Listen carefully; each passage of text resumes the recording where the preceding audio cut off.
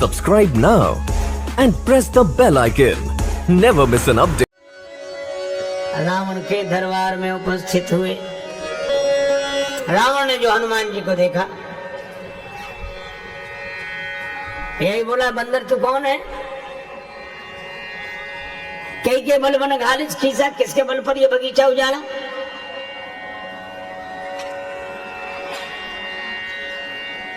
क्या मेरा नाम नहीं सुना? की दो श्रवण सुनिस नहीं मोही। तू बड़ा निसंग दिखाई देता है, देखा हूं अति संग सट तो ही। बोलते गया, हनुमान जी चुप, कोई जवाब ही नहीं दिया।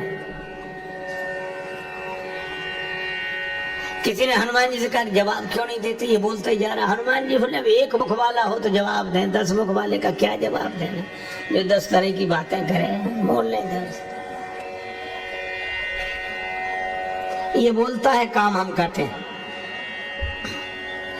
हनुमान जी चुप भी रहे। मुझे कोई सज्जन ने व्यंग सुना रहे थे।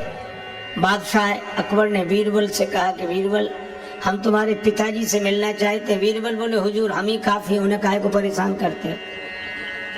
कहा नहीं, मैं मिलना चाहता हूं। बीरबल ने कहा ठीक है। पिताजी से कहा कि बादशाह आपसे मिलना चाहते हैं। बीरबल के पिता बड़े घबराए। इतने बड़े बादशाह के सामने मैं कैसे जाऊंगा? मुझे डर लगता है, और कुछ बोलूंगा कुछ निकलेगा, गलती हो गई तो और मुसीबत। मैंने ये बीरबल बोले, चलो चलो आप बोलना ही मत। तब तो और नाराज होगा कि हम सब संभाल लेंगे, आप चलो। बीरबल के पिता पहुंचे। बादशाह ने पूछा, कहिए खैरियत है? वो तो घर से ही पढ़ के आए थे। कोई जवाब नहीं। क्या तबीयत खराब है?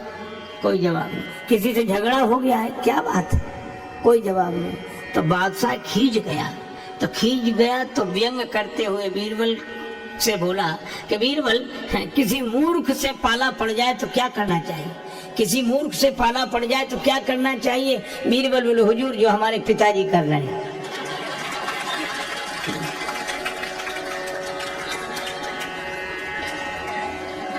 अरे कोई समझे तो समझा दो, ना समझ रहा हो तो खुद ही चुप हो जाओ। श्री कबीरदास जी कहते हैं, ज्ञानी का मैं गुरु हूं, अज्ञानी का चेला। कोई ज्ञानी मिले तो मैं उसका गुरु होकर उसे समझा देता हूँ, अज्ञानी मिले तो हम ही चेला बन जाते कि तुम ही ठीक कह रहे हो, काहे को झंझट। हनुमान जी इसलिए नहीं बोले, पर रावण बोलता जा रहा था। रावण ने पूछा, कौन है तू? किसके बल पर बगीचा उजाड़ा? क्या मेरा नाम नहीं सुना? बड़ा निसंग दिखाई देता है। बोलते ही गया। अंत में हनुमान जी ने कहा, जाके बल लवले सते जिते चराचर धारे। रावण, जिसके बल पर तुमने इतनी सफलताएं पाई हैं, मैं उन्हीं सर्वशक्ति संपन्न श्री राम जी का दास हूं, जिनकी भार्या माता मिथिलेश नंदनी का तुमने हरण किया है। और तुम कहते हो कि मैंने बगीचा क्यों उजाड़ा? फल क्यों खाए? वो फल प्रभु लागी भूखा। भूख लगी थी इसलिए फल खाए।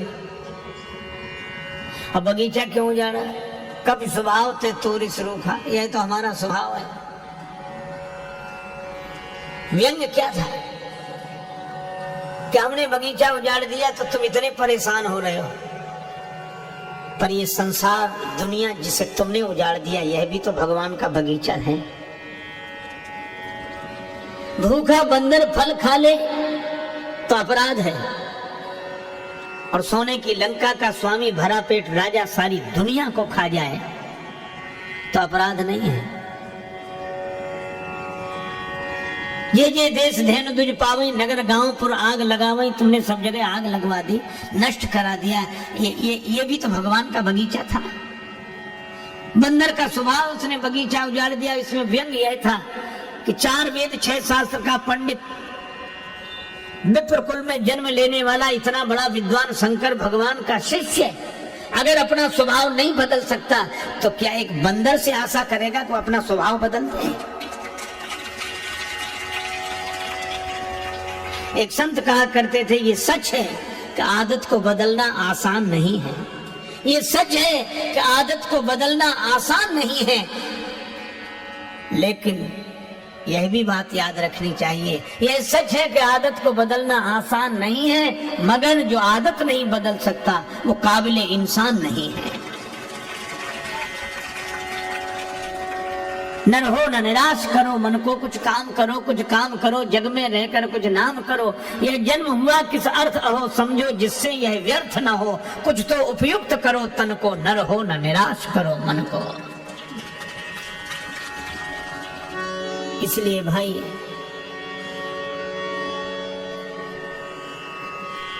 हनुमान जी ने कहा कि तुम्हें दूसरे के दोष दिखते हैं, अपने नहीं।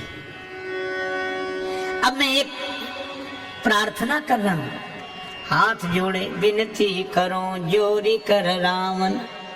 और क्या कहा? अभिमान छोड़ दो। और अभिमान छोड़ने की बात वही कह सकता है जो पहले खुद अभिमान छोड़ा। हनुमान जी कहते हैं हम तुम्हारे हाथ जोड़ते हैं, विनती करो जोरी कर रावण। सुनो मान तज मोर सिखावन, अभिमान छोड़कर मेरी बात सुन लो। तुम अपने कुल का विचार करो, उत्तम कुल पुलस्त कर नाते। अरे भ्रम छोड़कर भगवान का भजन कर। राम जी के चरणों को हृदय में रख ले। अच्छा, एक कितनी सुंदर बात हनुमान जी ने कही। हनुमान जी ने कहा कि रावण तेरा दिमाग तो ठीक है, बौद्धिक क्षमता तो 10 गुनी है, 10 सिर हैं तेरे, पर दिल खराब है। अच्छा, ये समस्या बड़ी जटिल है।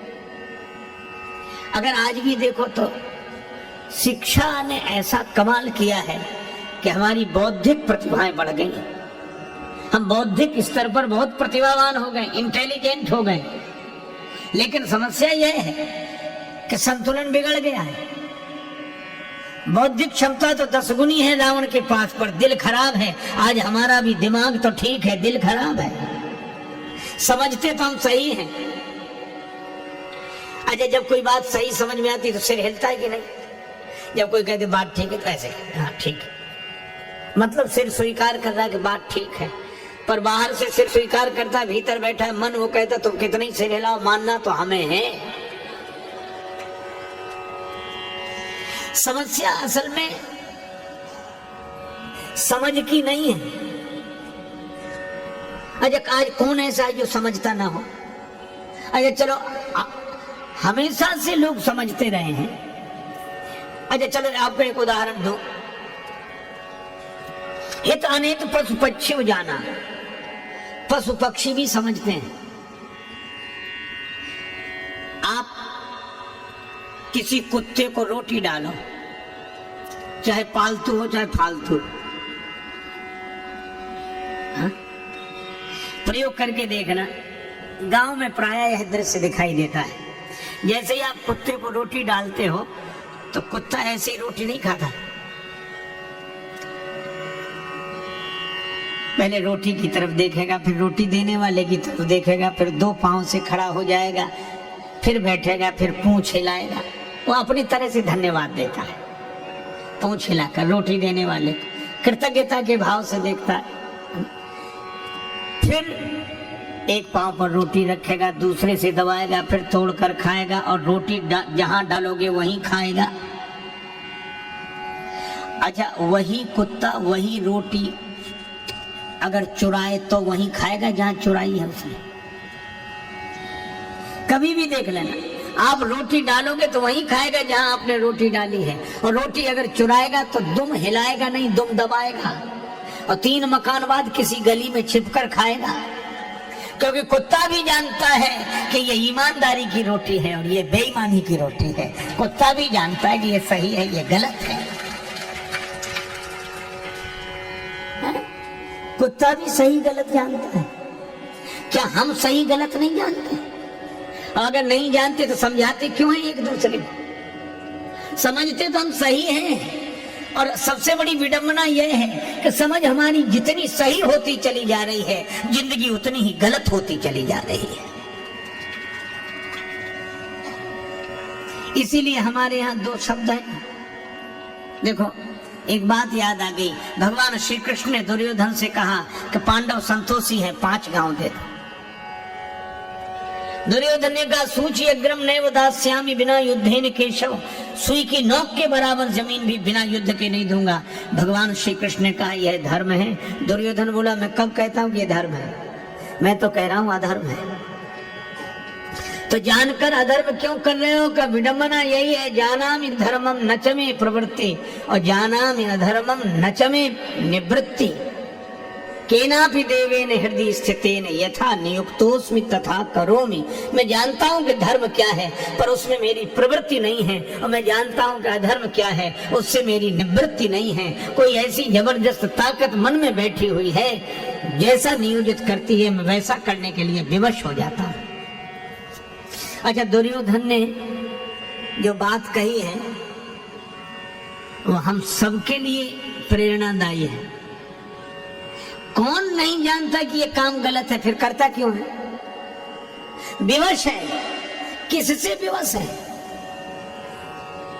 दुर्योधन को भगवान श्री कृष्ण ने उत्तर नहीं दिया, अर्जुन को उत्तर दिया गीता में, और यही कहा कि प्रत्येक प्राणी अपनी प्रकृति से परवश होकर कर्म करता, विवश है। प्रकृति माने स्वभाव, हम अपने स्वभाव से मजबूर हैं। समझ तो ठीक है, समझाने वाले भी ठीक है, समझने वाले भी ठीक है, समस्या स्वभाव की है। तो ये स्वभाव बदले कैसे? अपने यहाँ दो शब्द हैं, एक है शिक्षा और एक है दीक्षा। एक है शिक्षा और एक है दीक्षा। शिक्षा चेतन मन पर काम करती है और दीक्षा अवचेतन मन पर काम करती है। शिक्षा बुद्धि को सुधारती है, लेकिन जो दीक्षा है वह मन को बदलती है, स्वभाव को बदलती है। हम लोग शिक्षा सीख गए, दीक्षा का हमें पता नहीं। अच्छा, ऐसे भी कई संत हुए जिन्हें जो शिक्षित नहीं थे पर उनके जीवन में दीक्षा थी, इसलिए वे बोलकर तो नहीं बता पाते थे लेकिन जिंदगी सही जीते थे। और ऐसे भी हम लोग हैं जो बोलकर तो सही बताते हैं पर दीक्षा के अभाव में जिंदगी सही जी नहीं पाते हैं। स्वभाव जब बदलेगा कबीरा यह मन मलिन है, धोए न छूटे रंग, कै छूटे हरि नाम सो कै संतन के संग। स्वभाव जब बदलेगा तब केवल एक उपाय है। अजय एक बात आप सोचो, एक सज्जन हमसे कह रहे थे कि रावण के सचमुच 10 सिर थे क्या? रावण के 10 सिर थे? हमने कहा हमको तो आज तक मिला नहीं है और भगवान न करे कि कभी मिले, लेकिन ग्रंथों में यही लिखा कि उसके 10 सिर थे। अगर उसके 10 सिर हो तो तुम्हें क्या परेशानी? का परेशानी यह है कि जब उसके 10 सिर थे तो एक सिर बीच में रहता होगा, 5 सिर एक तरफ, 4 सिर एक तरफ, तो जिधर 5 सिर होंगे उधर वजन ज्यादा होगा, जिधर 4 सिर होंगे उधर वजन कम होगा। तो उसकी गर्दन का बैलेंस कैसे ठीक बैठता होगा? तो टेढ़ी रहती होगी, वो तो टेढ़ी रहती होगी।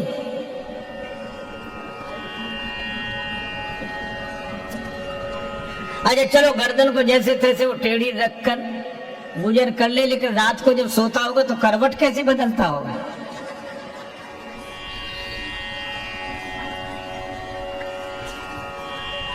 देखो भैया, एक महात्मा ने उत्तर दिया कि वो सीता माता का हरण करने गया तो एक सिर बना लिया था, ऐसे ही 10 सिर परेशान करते हुए एक सिर बना लेता होगा। पर तुलसीदास जी क्या कहना चाहते कि रावण को ज्ञान तो है लेकिन उसका ज्ञान गया कहाँ? इधर 5 सिर, इधर 4 सिर और गर्दन टेढ़ी। इसका मतलब रावण का ज्ञान अपने जीवन में नहीं उतरा। रावण का ज्ञान इधर उधर वालों के लिए, इधर वालों के लिए, उधर वालों के लिए, अपने लिए नहीं। और जो इधर उधर वालों को ज्ञान देते रहते हैं उनकी गर्दन अभिमान के कारण टेढ़ी ही रहती है और वे करवट क्या बदलेंगे? न सुख से सोते हैं न दूसरे को सोने देते हैं। अच्छा देखो भाई, गर्दन टेढ़ी रहेगी तो ज्ञान जीवन में कैसे उतरेगा?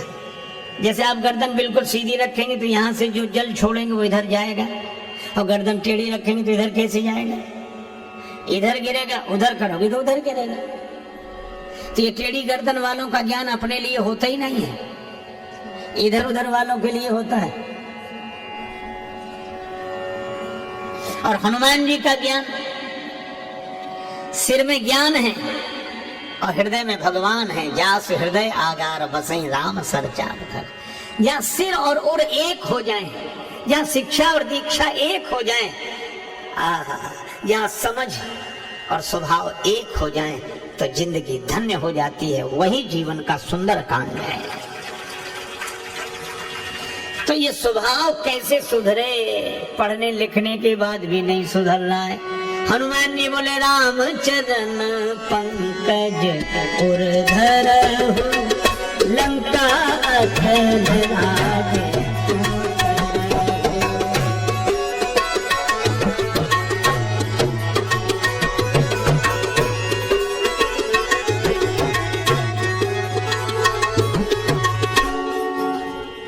राम जी के चरणों को हृदय में रख लो, दिल ठीक हो जाएगा, दिमाग तो ठीक है ही।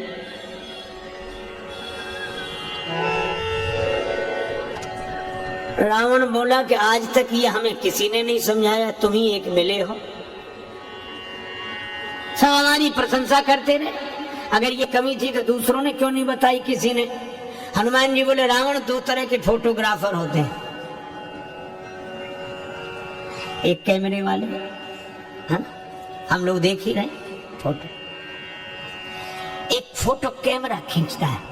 अच्छा, कैमरे को आपके भीतर से कोई मतलब नहीं कि आप दुखी हैं कि हैरान हैं कि परेशान हैं, आपका मन खुश है कि, कैमरे को इससे कोई मतलब है। तो बाहर आप जैसे हैं वैसे ही दिखा देगा, बिल्कुल आप देखो। इसलिए कैमरा जिसकी तरफ मुड़ता है वही आदमी थोड़ा संभलने लगता है, ऐसे ऐसे होने लगा। और इस तरह होता है कि बगल वाले को पता भी न लगे, वो सोचता है कि फोटो न बिगड़ जाए, भले ही वो देखने को न मिले पर बिगड़े तो नहीं। अच्छा, आसान भी है, बाहर से तो थोड़ा ठीक करना अपने को, भीतर जो भैंस बना रहे कोई दिक्कत नहीं। कैमरे को आपके भीतर की दुनिया से कोई लेना देना नहीं। इसीलिए आप देखो, जब विवाह शादी होती है, माता पिता अपनी बेटी को विदा कर रहे होते हैं, उनके हृदय का टुकड़ा विदा हो रहा है, बेचारों के आंखों में आंसू होते हैं, रोते हैं। उसी समय हमारे ये फोटो खींचने वाले भाई लोग कैमरा लगाते हैं और फिर कहते जरा इधर, और इतना ही नहीं कहते थोड़ा प्लीज थोड़ा मुस्कुराइए। वो बेचारे कह देंगे तुम मुस्कुराने की कह रहे हो, बेटी विदा हो रही है, हमारा हृदय दुख से भरा है और तुम मुस्कुराने के लिए कहते हो। तो ये क्या कहते, हृदय को भरा नहीं दुख से, इसमें नहीं आएगा वो फोटो, आप तो ऊपर से मुस्कुराओ। तो कैमरे को आपके भीतर की स्थिति से कोई लेना देना नहीं, लेकिन एक दूसरे तरह का भी फोटो होता है। क्या गड़बड़ी हो, डॉक्टर को दिखाने गए कि हाँ छाती में दर्द है, ऐसे डॉक्टर बोला थोड़ा गड़बड़ी लगती है, एक काम करो एक्सरे कराओ, तो एक्सरे भी फोटो खींचता है। लेकिन एक्सरे को आपकी बाहरी दुनिया से कोई मतलब नहीं कि आप कैसा कपड़ा पहने हो, कैसे हो, गोरे हो, काले हो, लंबे हो, इसे कोई, वो तो भीतर जहां खराबी उसका फोटो दिखाता है।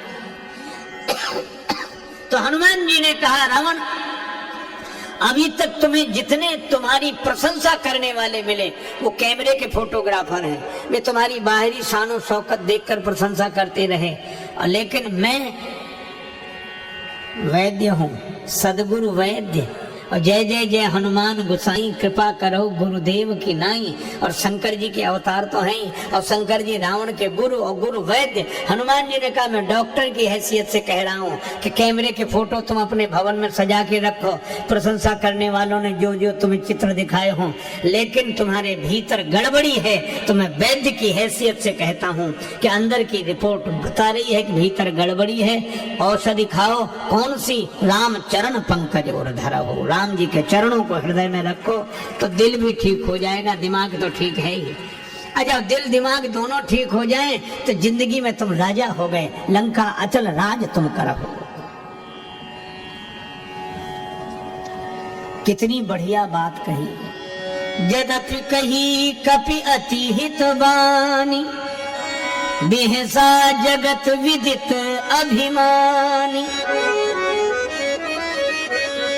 हनुमान जी ने इतनी बढ़िया बात कही, हंसा। अब बंदर हमें समझाएंगे, हमको समझा रहे हो? हमको? कई लोग पता नहीं अपने हमको क्या समझते हैं। जैसे कहीं हमसे हम कितने मर गए हम करके। रावण बोला हमको?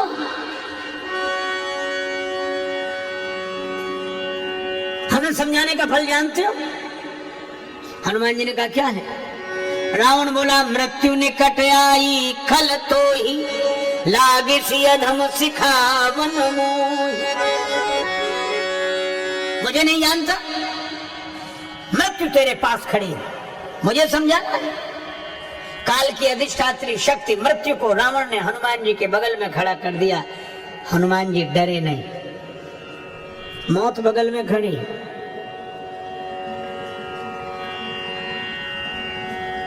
रावण बोला मौत तुम्हारे बगल में खड़ी है, डर नहीं रहे?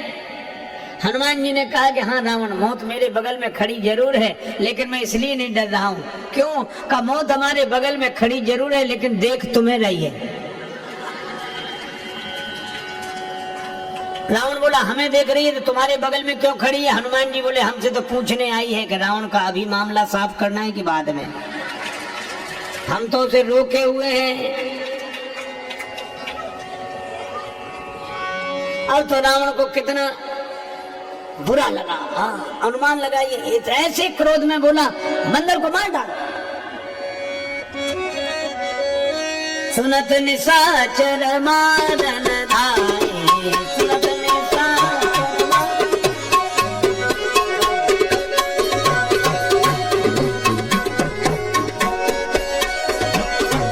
मारन धाये, सुनत निशाचर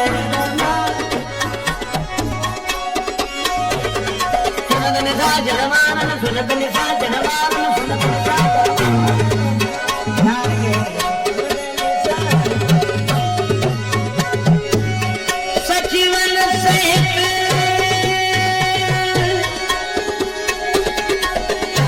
विभीषण आए।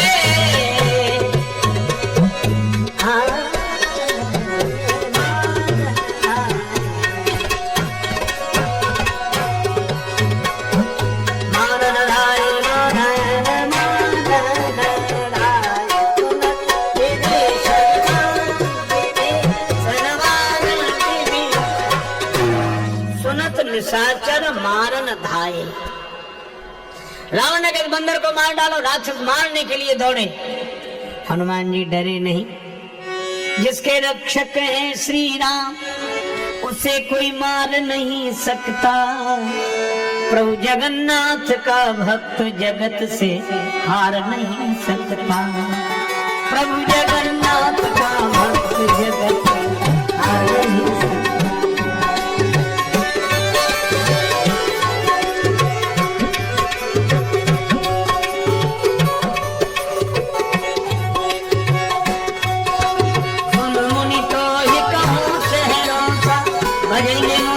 सकल भरोसा करो सदा तिनके रखवारे, जिमि बालक राखे महतारी।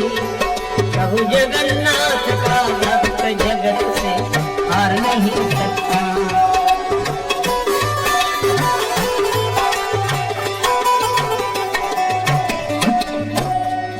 राक्षस मारने के लिए दौड़े। हनुमान जी ने मन ही मन सोचा कि हमारे साथ है भगवान, तू अकेला नहीं प्यारे, राम तेरे साथ में। रावण अगर राक्षसों को मारने के लिए भेज रहा है तो कोई बचाने वाला आएगा, और बचाने वाले आ गए। कौन? श्री विभीषण जी। विभीषण जी ने कहा और कोई सजा दे दो, ये नीति के विरुद्ध है, दूत का वध नहीं करना चाहिए। रावण बोला अंग भंग करी पठाइए बंदर, बंदर के अंग भंग कर दिए जाए। हनुमान जी ने सोचा कि अंग भंग करने का आदेश रावण ने दिया है, लेकिन अंगों का नाम तो लिया नहीं, पता नहीं कौन से अंग भंग किए जाते हैं। और कहीं अंग भंग करते समय रावण को अपनी बहन शूर्पणखा की याद आ गई, तो उसके नाक कान कटे थे, तो बंदर के भी नाक कान काटो। तो क्या हम नाक कटा कर जाएं? भगवान ने हमें यहाँ भेजा है तो क्या राक्षसों के द्वारा नाक कटा कर जाए? कितना सुंदर संकेत है सुंदर कांड का। हनुमान जी कहते हैं भगवान ने हमें भेजा है तो क्या राक्षसों के द्वारा नाक कटा कर जाए? आप भी यही सोचेंगे, हम लोगों को भी दुनिया में भगवान ने भेजा है तो क्या इन विकारों के द्वारा अपनी नाक कटा कर जाए तो क्या भगवान को मुंह दिखाने लायक रहेंगे? तो हनुमान जी तो बड़े कौतुकी हैं। रावण बोला बंदर पे अंग भंग कर दिए जाए, तो हनुमान जी ने उसी समय अपनी पूंछ पकड़ी, दोनों हाथ से पूंछ पकड़कर सिर से लगाते हैं, आंखों से देखते हैं, फिर मुंह से चूमते हैं, फिर 2 4 10 बार पूंछ को ऐसे किया। रावण बोला समझ गया। कपि के ममता पूंछ पर, बंदर की ममता पूंछ पर है, सभी कहो समझाए। हनुमान जी ने सोचा ऐसा ना हो रावण ये कह दे कि तलवार मंगाए के पूंछ दे कटवाए, कह सकता है तलवार मंगा पूंछ काट दी जाए। हनुमान जी ने सरस्वती माता से कहा इसकी बुद्धि बदल दो। माई भगवती शारदा,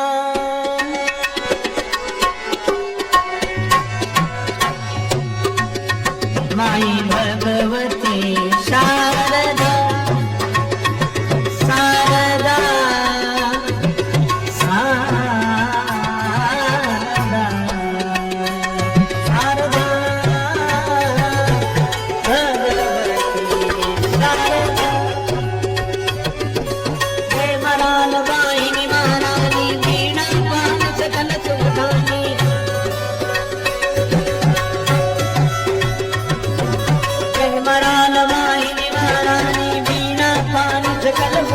हरि भक्ति वरदा, माई भगवती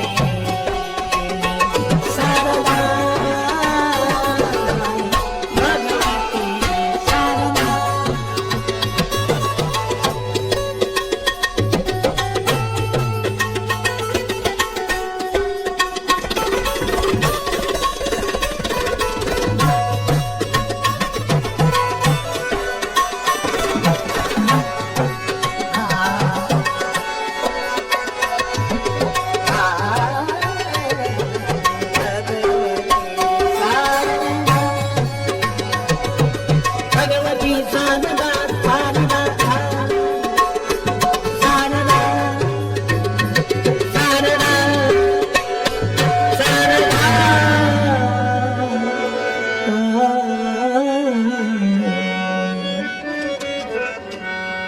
सरस्वती माता की प्रार्थना मानो हनुमान जी ने मन ही मन की।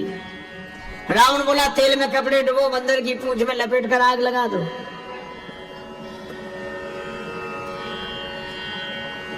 वचन सुनत कपि मन मुस्काना, भई सहाय सारद में जाना। सरस्वती जी ने सहायता कर दी। आज आप देखो समापन सभा का यह सत्र भी समापन की ओर है, इसलिए समापन में एक महत्वपूर्ण बात सुन लो। रावण को हनुमान जी की पूंछ से चिढ़ क्यों है? हर युग का यही सत्य है। आइए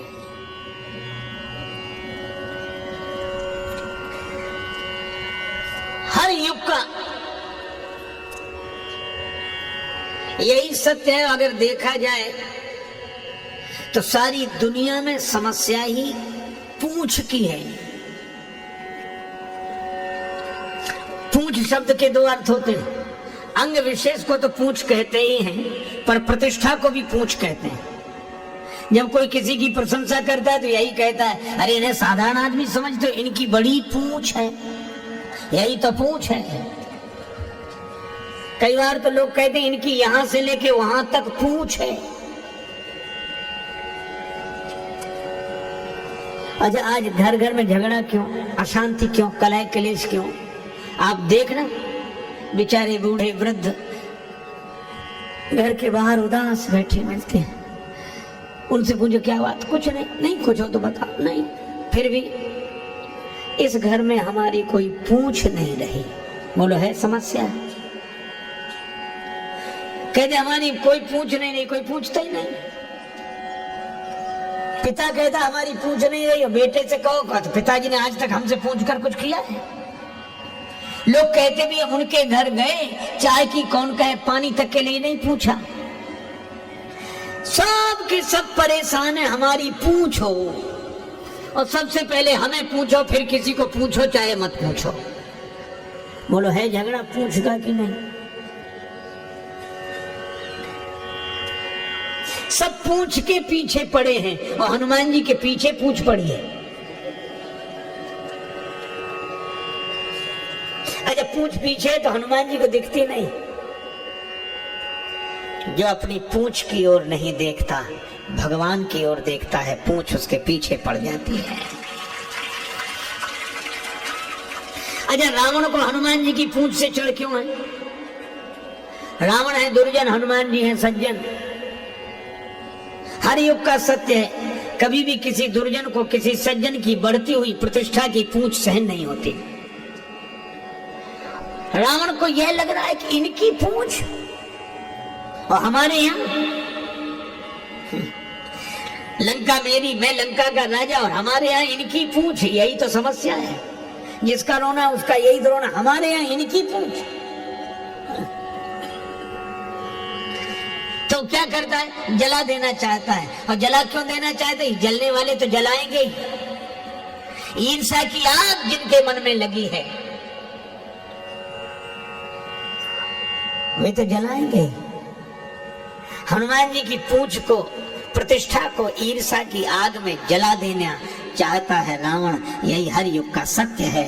हर एक दुर्जन, हर एक सज्जन की प्रतिष्ठा की पूछ को ईर्ष्या की आग में जला देना चाहता है। अच्छा इसमें सहयोग भी किया। आप ऐसा ना समझो कि सज्जन लोग ही सहयोग करते हैं, रुपया पैसा सामग्री देकर सज्जन ही सहयोग नहीं करते, दुर्जन भी इकट्ठा करते हैं। अगर किसी का जीवन बनाना हो, जीवन निर्माण करना हो तो सज्जन सहयोग देते हैं, और किसी का जीवन नष्ट करना हो तो दुर्जन सहयोग देते हैं। किसी तरह इसके बंदर की पूंछ जल जाए, चाहे जितना कपड़ा ले जाओ, घी ले जाओ, तेल ले जाओ, पूरे लंका के राक्षसों ने अपनी ओर दम से दिया। और रावण कहता तेल में कपड़ा डुबो, लंका नगर निवासी कहते हमारे यहाँ घी की कोई कमी है क्या? रहा न नगर बसन घृत, जब घी खत्म हुआ तब तेल। हनुमान जी के पास राक्षसों ने कहा कि घी तो खत्म है। हनुमान जी बोले तेल बचा है, जैसी जिसकी श्रद्धा ले आओ, हमें सब स्वीकार है। रावण डांट रहा था मूर्ख को, घी के लिए कहा किसने था? राक्षस बोले हमने समझा बंदर की पूंछ में थोड़ा बहुत ही लगेगा, वो तो बढ़ती जा रही। और कितना बढ़िया संकेत है, बाड़ी पूंछ की न कभी खेला। जब जब कोई दुर्जन किसी भक्त सज्जन की प्रतिष्ठा की पूंछ को ईर्ष्या की आग में जला देना चाहता है, तब तब भक्त की पूंछ और बढ़ती है। यही सुंदरकांड का संकेत है। आग लगनी बाकी थी। हनुमान जी ने सोचा कि हमारी पूंछ जलाने के लिए घर घर से चंदा हुआ है, किसी ने घी, किसी ने तेल, किसी ने कपड़ा दिया है। तो अब जहां जितना जिसका सहयोग है ना, प्रसाद भी तो वहां उसको देना पड़ेगा कि नहीं?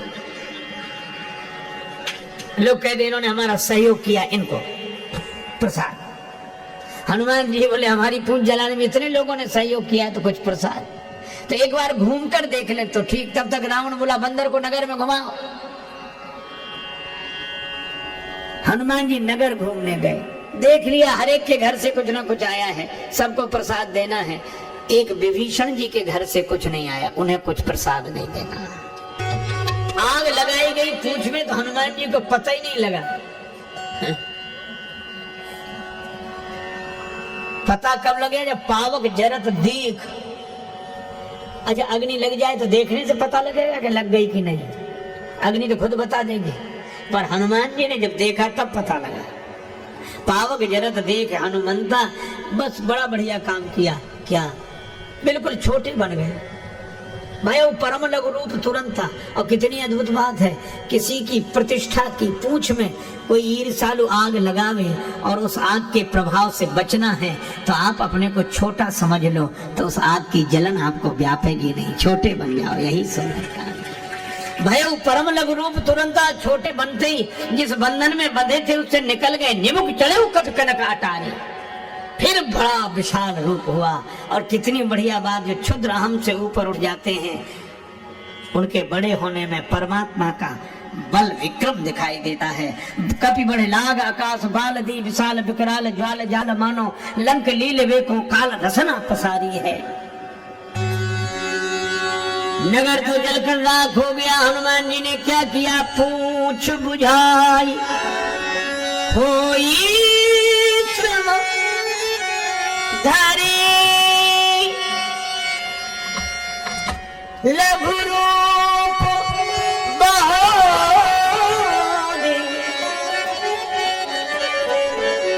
जनक सुता के आगे ठाड़ भये कर जो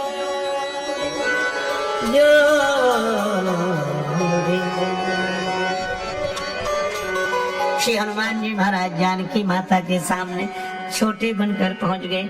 इतना बड़ा काम करके आए पर माता के आगे छोटे बनकर। जानकी माता ने कहा कि बेटा मुझे बड़ी चिंता हो रही थी, लंका जल गई पर तुम्हारी पूंछ का बाल भी नहीं जला।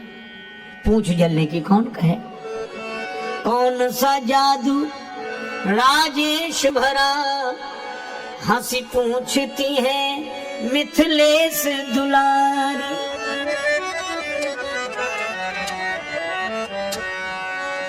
जानकी माता ने कहा लंका जलाने के बाद भी तुम्हारी पूंछ नहीं जली। बोले कपि हे राघव आगे हैं। हृदय में राम जी बैठे और शारीरिक संरचना में हृदय आगे है और हृदय में बैठे हैं राम जी। बोले कपि हे राघव आगे है, पीछे है पूछ रहस्य है भारी। वानर को भला पूछता कौन, श्री राम के पीछे है पूछ हमारी। आगे हृदय में बैठे हैं राम जी, पीछे हमारी पूंछ है।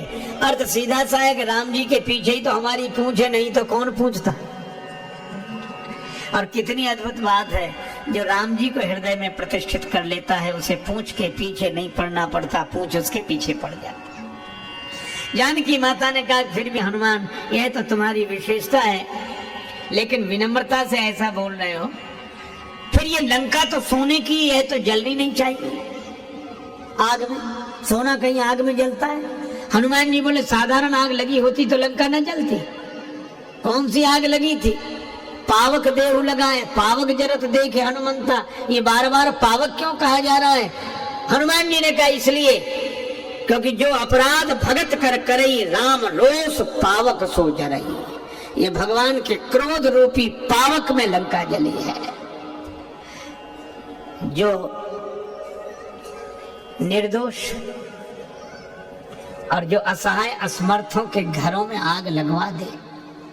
रावण ने यही किया, जे जे देश धैन दुज पावई, नगर गांव पुर आग लगावई। जो ऐसा अत्याचार करता है उसका अपना घर भी सोने का भी क्यों ना हो तो भी बिना जले रह नहीं सकता। यह संकेत है। अजय एक अद्भुत बात, हनुमान जी महाराज ने कहा कि पावक ने लंका जलाई। आपका भगवान का क्रोध ही पावक है। सीता मैया बोली तो आग तो अपने पराये को नहीं देखती, जो आ जाए उसी को जला देती है। हनुमान जी ने कहा कि माता उस पावक में जलाने की शक्ति है पर बचाने की भी शक्ति बैठी थी। आग में बचाने की शक्ति कौन? हनुमान जी ने कहा कि माता श्री राम जी ने आपसे ही तो कहा था तुम पावक में करो निवासा, तो आप भी तो उस पावक में बैठी हुई थी, इसलिए मैं बच गया। मुझको तो आपने बचाया, आपकी कृपा ने। और जैसे पावक में रहकर आप नहीं जली तो मैं कैसे जलता? जानकी माता बोली मैं तो प्रभुपद ही धरी अनल समानी, इसलिए नहीं जली। भगवान के चरणों को हृदय में रखकर आग में बैठ गई, पावक में बैठ गई। हनुमान जी बोले माता आप भी जानती थी कि मुझे भी पावक का सामना करना पड़ेगा, इसलिए आपने पहले ही कह दिया रघुपति चरण हृदय धरि तात मधुर फल खाओ। मैं भी राम जी के चरणों को हृदय में रखे हुए था। हनुमान जी महाराज राम जी को संदेश देते हैं और यही कहते हैं नाथ न कछु मोरी प्रभुता। ये मेरी प्रभुता नहीं है, ये तो आपकी कृपा है। भगवान अत्यंत आनंदित होते हैं। पूरे सुंदर कांड के बाद आगे के प्रसंग भी देखें तो सब जगह हनुमान जी महाराज दिखाई देते हैं। चाहे विभीषण जी की शरणागति हो, चाहे सुखेन वैद्य और संजीवनी बूटी लाकर लक्ष्मण जी को जीवन दान देने की हो, सब जगह। और जब रावण आदि राक्षसों पर भगवान ने विजय प्राप्त कर ली तो जानकी माता को संदेश देने हनुमान जी गए। रघुपति दूत जानकी चीन्हा और यही कहा, सुन सुत सद्गुण सकल तब हृदय बसहु हनुमंत। श्री हनुमान जी महाराज के हृदय में समस्त सद्गुण निवास करते। जानकी माता ने ऐसा कहा और भगवान श्री सीताराम जी वानरों के साथ श्री लक्ष्मण जी के संग अयोध्यापुरी लौटे। विभीषण को राजा बनाकर, पर विभीषण जी भी संग आए। अयोध्या में श्री भरत सोच रहे हैं भगवान को आना आज ही था। अवधि यही है अवधेश वचनों की, और अवधि यही है अवधेश पद पाने की। अवधि यही है प्रभु के अवध आने की, न आए तो अवधि है हमारे प्राण जाने की। और उसी समय हनुमान जी ने कहा, रिपुरण जीत सुजस सुरगावत,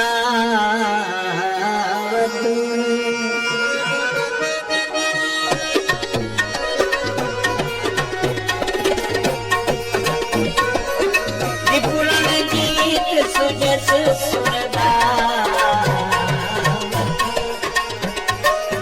सीता सहित अनुज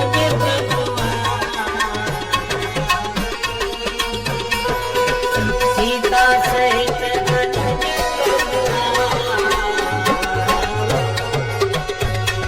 भरत जी ने ये संदेश सुना, हनुमान जी सुना। को तुम तात महाते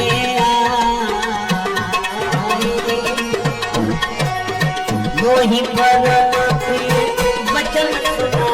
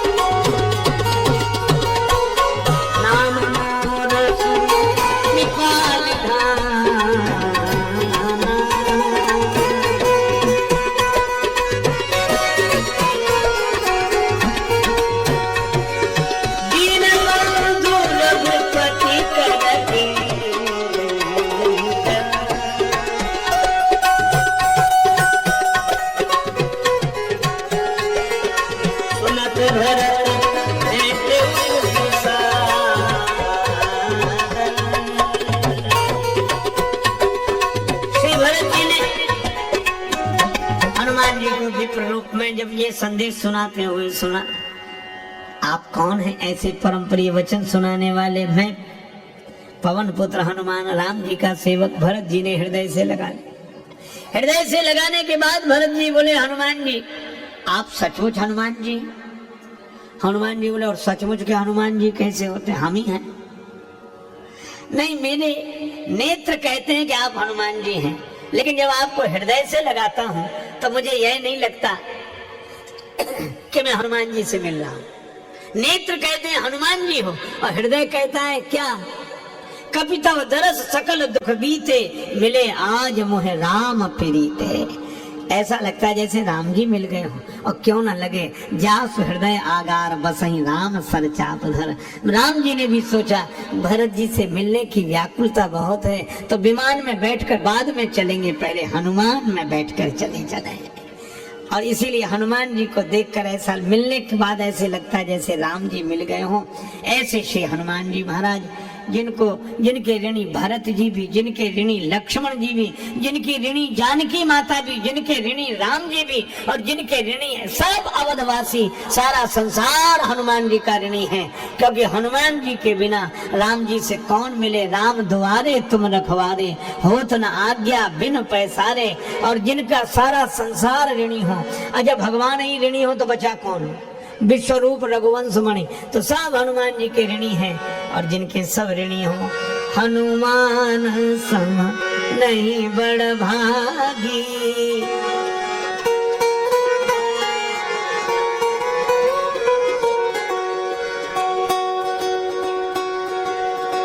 नहीं को राम चरण अनुरागी।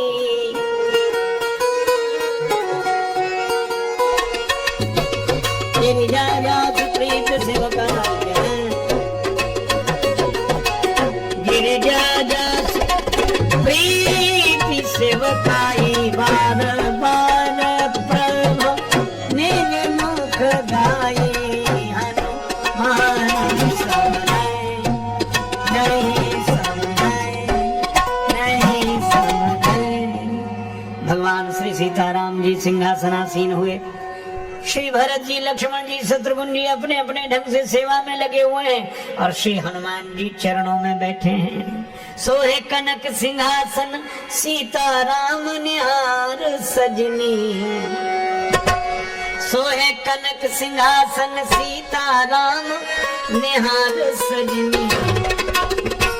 जिनके चरण कमल में बैठे पवन कुमार सजनी, जिनके चरण चापे चरण नयन बरसावे प्रेम रस धार सजनी, चापे चरण नयन बरसावे प्रेम रस धार सजनी। शिव जी दास भाव हित लिए स्वयं अवतार सजनी, शिव जी दास।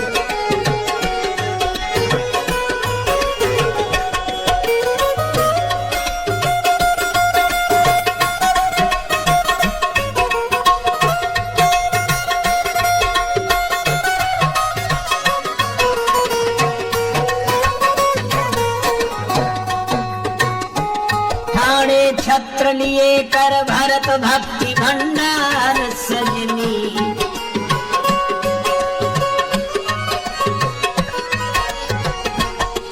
रिपु दमन डुलावे चमर होय बलिहार सजनी। लीने लखन लाल कर बिजन करत है बयार सजनी। बाबा तुलसी प्रेम से जय जय रहे उजाड़ सजनी, बाबा तुलसी प्रेम से जय जय रहे। विनती करत दीन राजेश बारंबार सजनी, विनती करत दीन राजेश बारंबार सजनी। हमारे हृदय कमल में बस जुगल सरकार सजनी, हमरे हृदय कमल में बसे जुगल।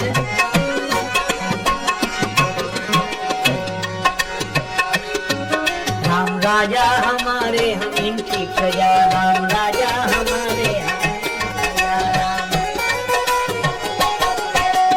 महारानी श्री जनक नंदनी, महारानी श्री जनक, इनकी कृपा में मजा ही मजा। राम राजा हमारे इनकी प्रजा, राम राजा हमारे हम इनकी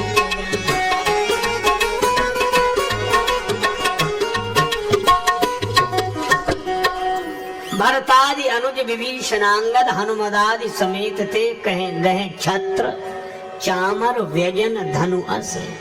मानस के अनुसार भरत जी छत्र लिए खड़े हैं और लक्ष्मण जी चमर और शत्रुघ्न जी व्यजन विजन बयान कर रहे हैं। ये मानस में भरतादि अनुज विभीषणांगद हनुमदादि समेत गए छत्र चामर व्यजन, ये तीनों भैया छत्र चामर और व्यजन। भरत जी लिए छत्र, लक्ष्मण जी चमन और शत्रुघ्न जी विजन। अच्छा, अब एक बात है, क्या कौन है बड़भागी जो छत्र लिए खड़े हैं? वे किसी ने कहा कि धन्य है भरत भैया जो राम जी के सिर पर छत्र लिए खड़े हैं, सिर का छत्र हाथ में लिए खड़े हैं, श्री भरत जी धन्य हैं। किसी ने कहा नहीं, धन्य है लक्ष्मण जी जो चंवर डुला रहे हैं। कोई बोला कि नहीं धन्य है शत्रुघ्न जी जो विजन से बयार कर रहे हैं। लेकिन तीनों से पूछा कौन बड़भागी, भरत जी, लक्ष्मण जी कि शत्रुघ्न जी? तीनों बोले कि हमको तो व्यजन और चमर और छत्र मिला है, पर हनुमान जी तो भगवान के दोनों चरण हाथ में पकड़े हुए हैं, इसलिए हनुमान सम नहीं बड़भागी, नहीं को राम चरण अनुरागी। गिरिजा जास प्रीति सेवकाई, बार बार प्रभु निज मुख गाई।